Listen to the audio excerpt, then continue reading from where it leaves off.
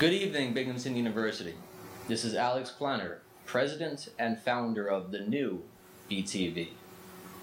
Over the past year, our team has spent countless hours rebuilding a brand new and highly innovative studio and workspace for our campus. In the coming weeks, we will be experimenting with brand new content utilizing this workspace in what we are going to be calling the BTV pre-launch phase. Next year, at the very beginning of fall 2012, we will be having our official grand opening on campus. What you are about to witness is the pilot episode of our upcoming news program. We hope that it leaves you with a lasting impression of what is to come of the new BTV, and we hope you enjoy it as much as we enjoyed making it. Good evening. Welcome to the very first edition of BTV News. I'm your main anchor, Michael Gallagher, and on to our top story. This past weekend, Saturday, April 14th, Binghamton's annual Relay for Life event took place. BTV's own Mike Zagreda was there to cover the event, and this is what he had to report. Every year, several Binghamton University students come together to join the fight against cancer at the annual Relay for Life. Relay for Life is a 12-hour all-night fundraiser in support of cancer research. All proceeds of Relay for Life go towards finding a cure for cancer. The event, sponsored by the Binghamton University's chapter of Colleges Against Cancer, took place in the Event Center this past Saturday. Participants would fundraise and form teams for the relay. There were many on-campus clubs that got involved and fraternities.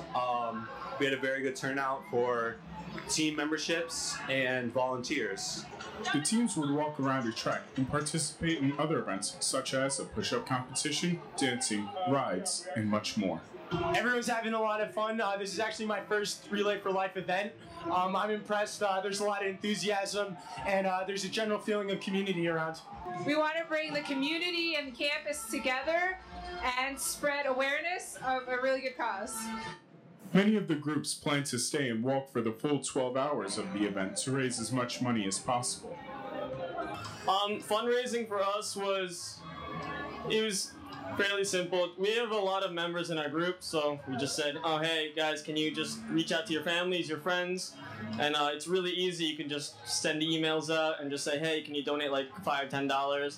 And we raised about $1,200 this year. We had all of our members try to contribute $10 or more to the whole thing, so I mean it was pretty easy. Later on in the night was the Luminaria ceremony. This ceremony was dedicated to loved ones who lost their lives to cancer, as well as others who survived and want to give hope to those affected by the disease. Kay and I had personal experiences with people who battled cancer, so it was very easy to tell from a personal perspective how important this was and how much we wanted people to be involved. For BTV, this is Mike Zagreda.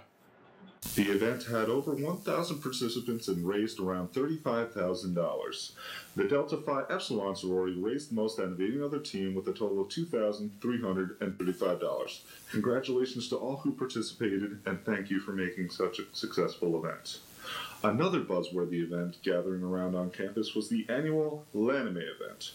What is Lanime, you may ask? Well, BTV was there to cover the story, and here's what we got.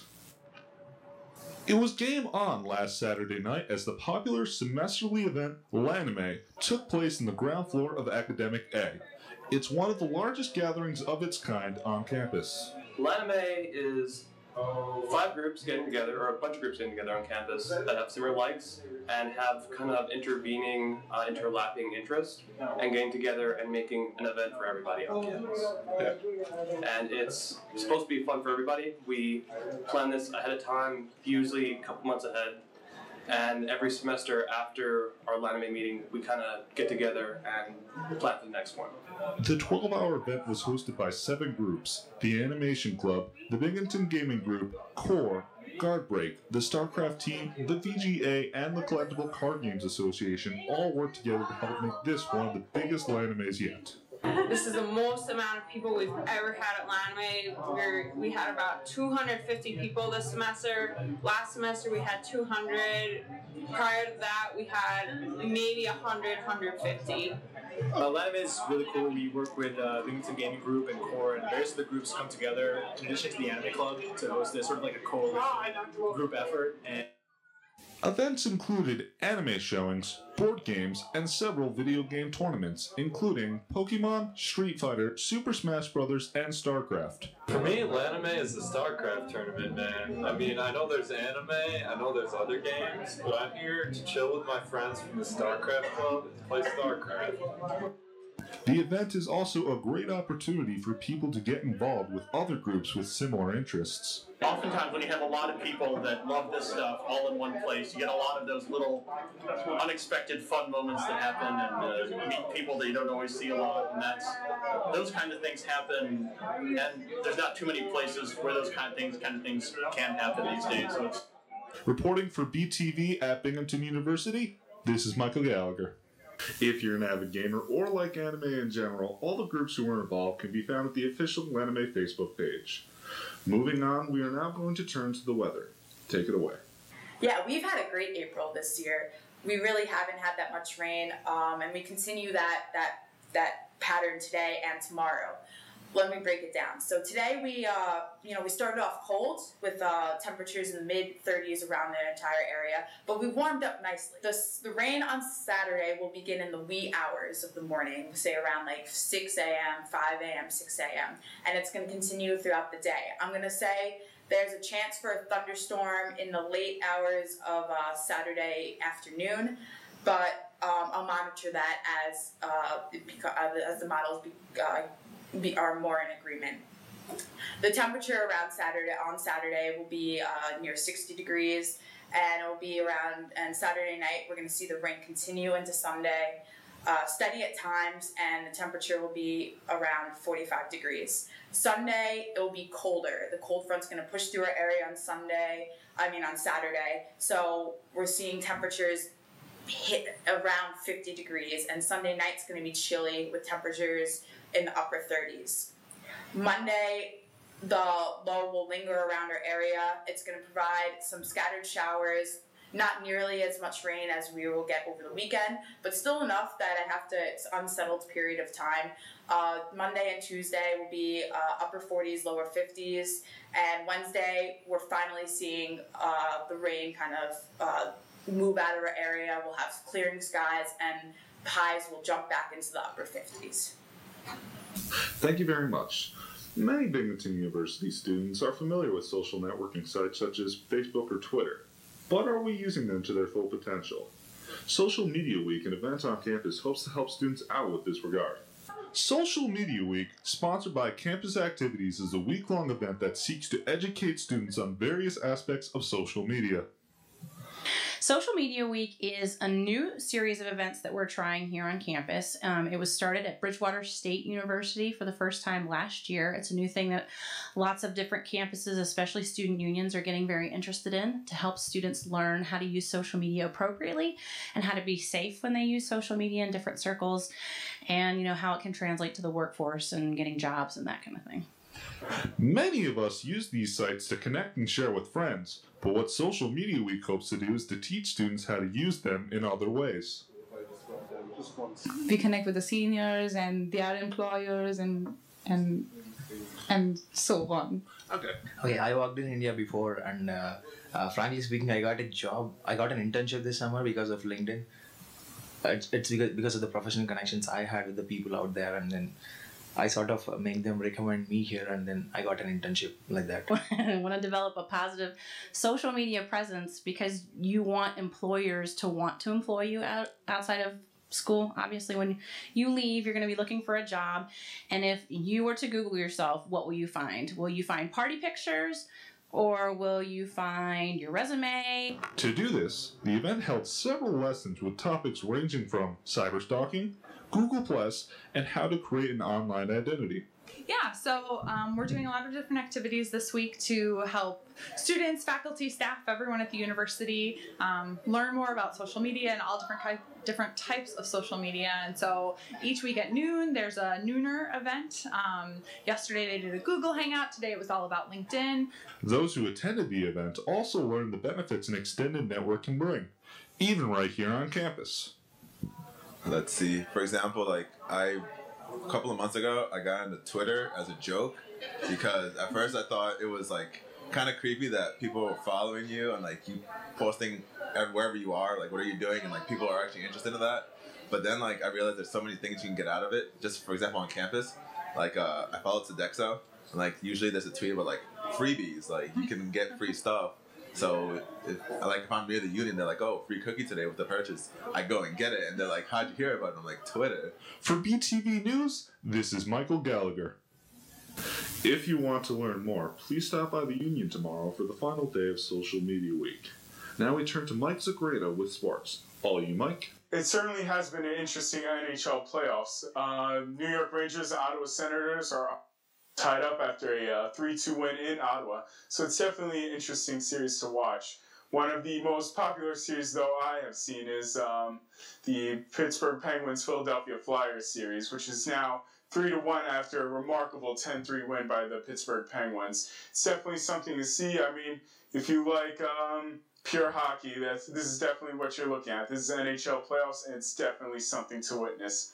Now, getting into your Binghamton feed of sports, just recently the men's tennis team, has now gone 11-11 thanks to a 4-game winning streak with a 7-0 win against Colgate. The women's team was on a 2-game winning streak until a loss against UMBC, a 5-2 loss. However, they look to get it back and keep on going.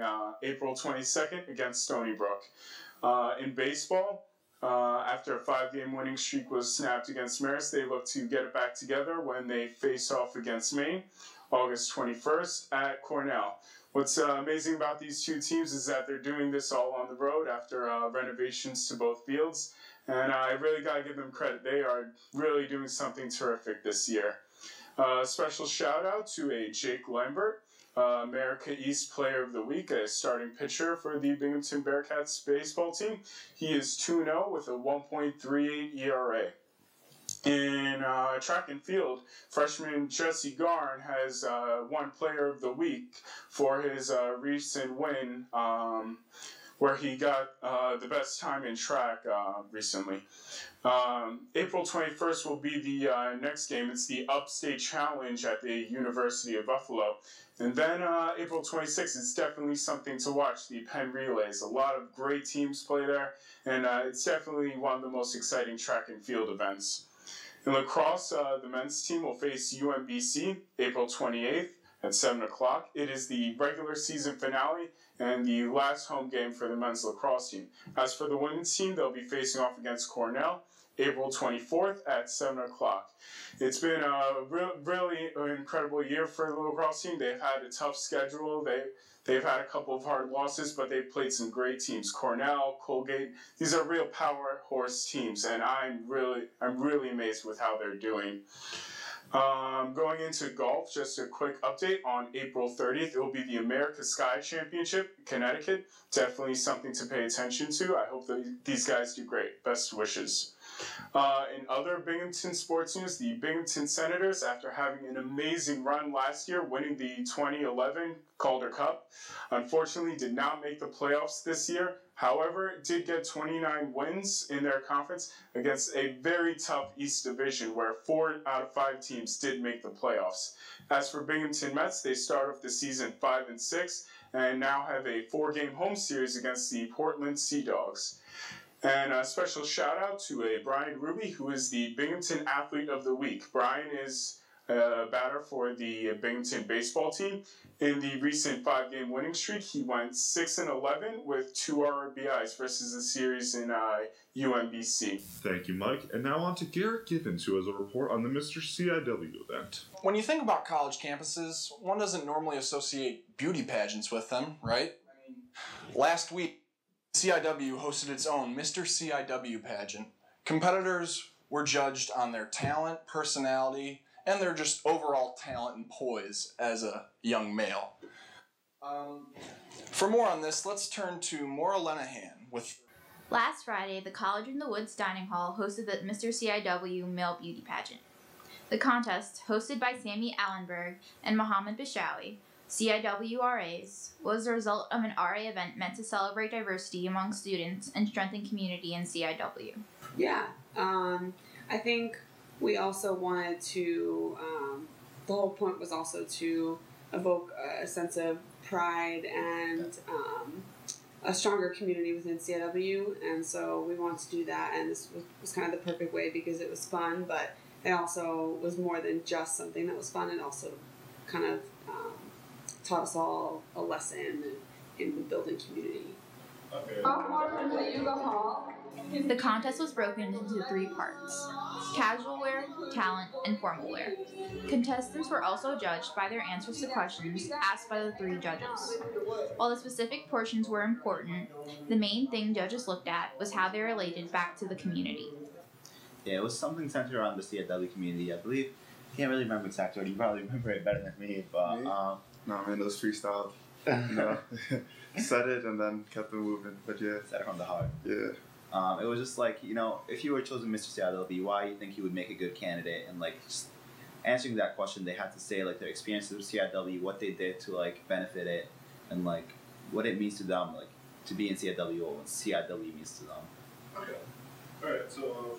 When the dust settled, Serge Joseph from Onondaga was named winner of the contest and crowned Mr. CIW. Since winning, Serge says that he's become a lot more noticeable among CIW residents. It's actually been really funny. It's been amazing. It's been amazing because I probably have met a lot of people before Mr. CIW because I was nominated, but it's nothing compared to after now that I've won. Because now that I've won, I have people walking up to me. I know you. You're Mr. CIW. Oh, I know you. You're part of Hall Government. And like random people I don't know say hi to me. Granted, I don't know if it's because of random weekends, but it probably is because of Mr. CIW. Because a lot of people congratulate me, and I'm trying to put faces together, and sometimes I can't, and it's just funny. It's a lot of attention, but it's cool. It's cool. Kind of feel like a celebrity sometimes, but try not to get ahead of myself. So, yeah. Reporting from BTV News, this is Maura Lenahan. Wonderful report, Garrett and Maura. The organizers wish to make Mr. CIW an annual event, and based on that turnout, I'm sure they will succeed. This concludes the first broadcast of BTV News. Until we meet again, Bearcats, good night.